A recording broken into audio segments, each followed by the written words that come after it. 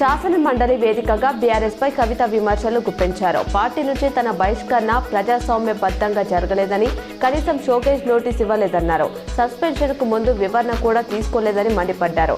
పార్టీలో లేని ప్రజాస్వామ్యం రాష్ట్రంలో ఎలా ఉంటుందని ప్రశ్నించారు.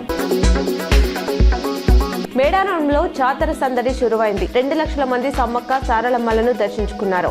తెల్లవారుజాము నుంచి మేడారానికి వాహనాలు క్యూ కట్టాయి. జంపన్న బాగులో పుణ్యస్నానం చేసిన భక్తులు వనదేవతల దర్శనానికి బారులు తీరారు. గద్దెలు మేడారం పరిసరాలన్నీ జనంతో కిటకిటలాడాయి. నిజామాబాద్ కార్పొరేషన్ నూడా మాజీ చైర్మన్ సిహెచ్ ప్రభాకర్ రెడ్డికి ఇటీవల పితృవియోగం కలగడంతో మాజీ మంత్రి ప్రశాంత్ రెడ్డి పరామర్శించారు. హైదరాబాద్ బులియన్ మార్కెట్లో బంగారం, వెండి ధరలు భారీగా పెరిగాయి. 24 క్యారెట్ల 10 గ్రాముల పసిడి ధర ఇవాళ రూపాయలు 1580 పెరిగి 1,37,400కు చేరింది. అలాగే 22 క్యారెట్ల 10 గ్రాముల గోల్డ్ రేటు రూపాయలు 1450 ఎగబాకి రూపాయలు 1,25,950 పలుకుతుంది. అటు కేజీ వెండి ధర రూపాయలు 8,000 పెరిగి 2,65,000గా ఉంది.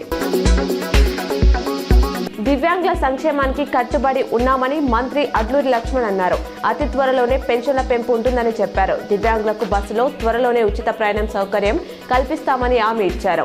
వచ్చే అకాడమిక్ ఇయర్ నుంచి బదిర విద్యార్థులకు ఇంటర్, డిగ్రీ కాలేజీలను అందుబాటులోకి తెస్తామన్నారు.